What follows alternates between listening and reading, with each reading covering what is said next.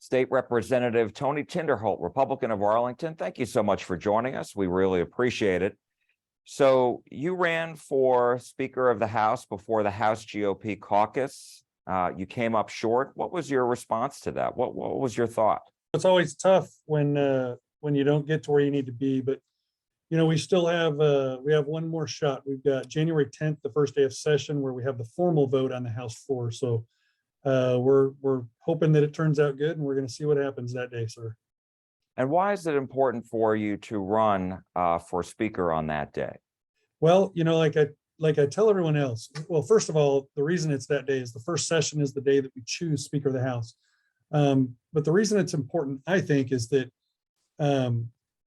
we have 8 priorities that the Republican Party hold as important. Out of the thousands of bills, all of them are priorities, but those are 8 bills that the Republican delegates, the Republican Party want. So we need to pass those 8 priorities. And currently, while I think the Speaker is a wonderful guy, I don't think that we're going to pass those priorities. And when we put an R behind our name, we're basically saying that those things are important to us. And I think it's important that when we go to Austin, take time away from our families. Taxpayers are paying for us to be in Austin to do this work.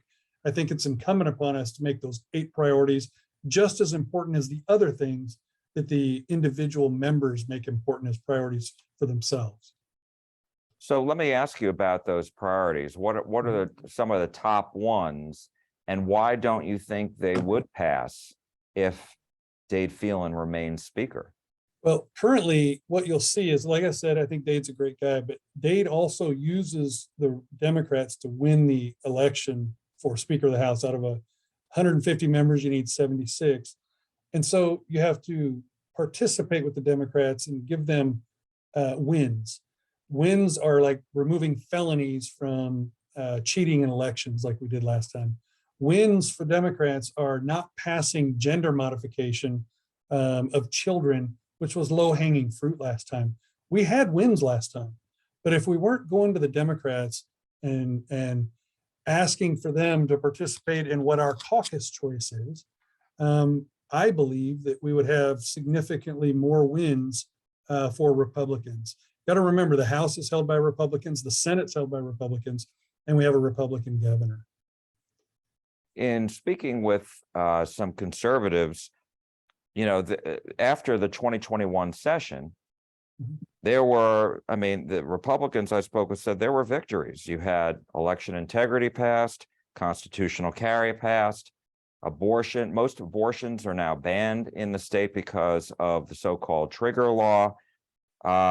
And so what's the rationale for replacing him if some of the Republicans I spoke with said, hey, this was a very successful session for Republicans? I would say that when we talk about the things we've done, we have to talk about there were wins, but some of those wins were not as strong as people want to think that they were. Let's just look at what the current speaker said in the past 3 weeks. He said that freshmen coming in and current members that think that the $28 to $32 billion, $27 to $32 billion surplus that we have, the people that think that that should be used for property tax assistance for folks is not going to happen. Well, if you ask constituents across the state, that is oftentimes their number one issue.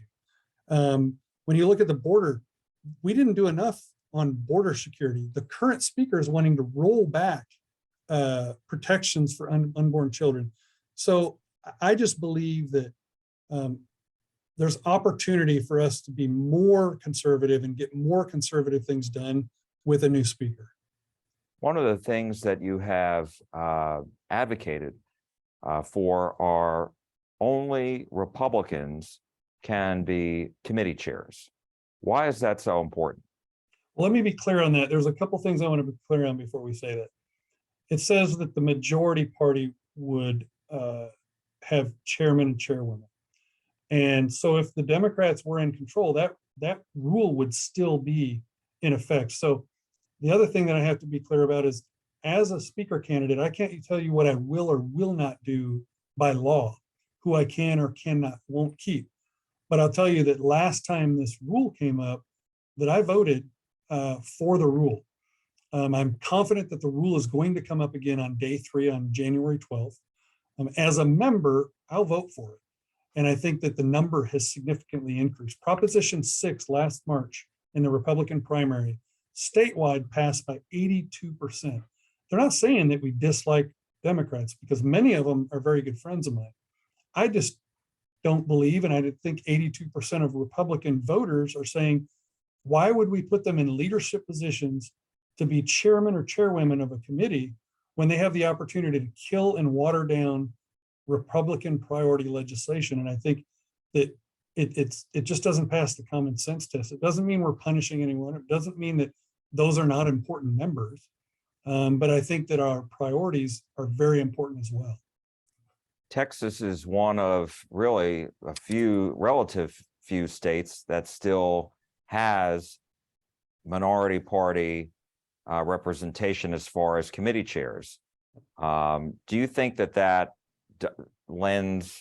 doesn't lend a sense of quote unquote bipartisanship? Is it a false sense? What's your thought about that?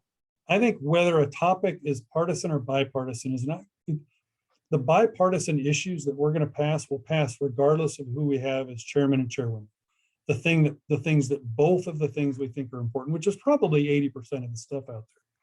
But when it comes down to the priorities of the party, that's where it starts getting a little messy when you start having someone from the other party in charge of the committees that hear those bills. And let me tell you, last time we had some people stand up and talk about we don't want Austin to look like Washington, D.C. Well, let me tell you, when the Democrats left last session, they left their appointed place of duty. They accepted $221 a day in per diem, and they went to Washington, D.C. They all went to Washington, D.C. to work with the very liberal progressive members in D.C. So to think that Austin isn't already a little bit or a lot like D.C., I think would be wrong for people to think that. The fact that we're one of only a handful of states should be very telling. Doesn't mean that we're not friends, that we're not working on stuff together.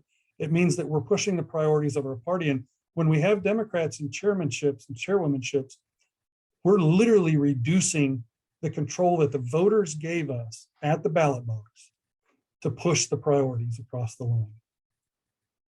And as far as this issue is concerned, when you mentioned the fact that the Democrats went to Washington, are there going to be other ramifications that come out of that at the start of this session coming up? You know, I hope so. We've talked to several members that want to hold them accountable. Look, I was at the front mic trying to hold them accountable during special sessions with the speaker, with the parliamentarians, and they wouldn't have anything to do with it. Speaker had the control to be able to go out and have them detained and brought back to their place of business. We got to remember, they all accepted $221 a day to be in Austin. A felony theft is anything over $2,500. At 12 days, they've exceeded that. I don't know any that have paid that back, and it's in the thousands, probably 10,000 or more dollars per individual. I don't know what the number is, but yes, I think we have to hold them accountable at a minimum. At a minimum, if the Democrat chair rule does not pass, I don't think you should be able to be in a leadership position if you left your place of duty in the last 2 sessions. I think that's a rule that we're going to see. But I feel the same way about Republicans. If Republicans left their place of duty, I don't think they're fit to be leaders in the Texas House. And is there support? I mean, have you spoken with other legislators? Is there Republicans? Is there support for that? I think that there's going to be support for something. We just don't know what yet. And I think we're going to find out on January 12th, the day where I believe the rules fight's going to happen. And I would tell people to watch closely to see what happens that day. It'll be a pretty interesting day. What are your other priorities coming into the new session? So I'm doing some things that I think are really important. I've authored the Protect the Power Grid every single session, but I'm going to do a couple things that are kind of new. One of the 2 other bills is that I wanted to study the difference between fission and fusion for power. And it's interesting that we just had that bill in draft, and at the federal level, it's the first time in history that they've been able to get a net gain from that nuclear energy. So the news reports that a cup of hydrogen could power every household for 100 years with this technology. So one of the bills I want to do is to study fission versus fusion and how Texas and America can use it as a power source. The other is that about 4 years ago, we passed a resolution to work with the Israelis on desalinization of ocean water. They've done a pretty good job of it. So I want to do another one that allows Texas to study desalinization of the Gulf Coast, because I think water is going to be more precious than any oil could ever be in the next 10 years. One of the biggest fights people don't know about that we have on the House floor is not partisan. It's literally where it's the water fights that happen, where we discuss water and how it's distributed and how it's paid for and who owns it. That's one of the biggest fights on the House floor that people don't know about. Well, what are you actually fighting over? It's literally water in Texas. Who has control over it and how can you get access to it? If you think about some of the places that don't have access to water and have to lease it or buy it from other folks, that is one of the biggest fights that people don't know about that happen in Texas. And I just want to take that fight off the table. I think it's our job to pass legislation that's good for all Texans. And I think water and power and energy are super, super important. So you're going to see those 3 bills from me this session. I did want to ask you about 2 other things, and you mentioned a little bit about property tax relief. But I'm wondering, because there are going to be, as there have been typically throughout the decades, constraints on how much lawmakers can spend. And there are people who are saying, if the state spends more by giving back to the taxpayer, that's okay. Where are you on this discussion? I think it's important. I think first and foremost, we shouldn't overspend. And I think you're going to hear that from almost every legislator, including my Democrat peers, that we shouldn't overspend. But it's high on the priority list. And, Florida, I don't believe they have a property tax, and they're number 26 in the nation. And we're really toward the bottom for property taxes. I think there are ways for us to fund government. There's several different proposals out there, but I think we have to do something. And when we do it, we have to make sure it's permanent, because everything we've done has been good, but it's very short-lived. And the reason it's short-lived is that property appraisals continue to increase. So while some cities decrease the percentage that they're taking in, property values are exceedingly increasing. And so when values go up, which is good, values going up, people's taxes are increasing. So whatever we do, we have to make sure it's permanent, has to be smart. We have to think about long-term. And then we also have to think about the fact that we have to continue to fund all areas of government. So it's going to be an interesting discussion. There's going to be $27 to $32 billion that's waiting when we get there.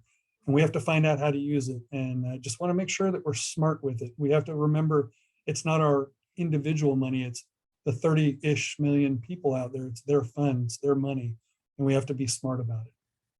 And lastly, as you know, Title 42 is going to be ending next week unless the Biden administration extends it. And so how concerned are you, and what should the state be doing right now that perhaps it's not, or what else can be done? When you look at that, Title 42, a lot of people kind of understand it a little. It's the constitutional. It's literally cutting over half of the people that are crossing are getting forced back because of Title 42. Our fear is that if this goes away, that we will go from, well, let me tell you, Obama said that 1,000 people crossing a day is an emergency. And we're talking about 9,000 to 15,000 known people trying to cross. If Title 42 goes away, we literally double, at a minimum, we double the number of people that are let into the United States, into the interior of the United States. And I think we need to be careful with that. We just saw Governor Newsom in California today come out and say, we're maxed out with illegal immigrants. We can't handle anymore. That's a Democrat saying that. Well, think about the border towns. Think about these individuals that have a population of 5,000 and they got 9,000 people crossing in 2 days into their community. So we have to be smart. We also have to think about foreign nationals that are from adversarial nations that are crossing. There's a whole section of the FBI at the border that their job is to specifically track and try to capture those folks coming across. The amount of fentanyl pills were found last week that could potentially kill 5 million people. Human trafficking in the border, these children that are being trafficked.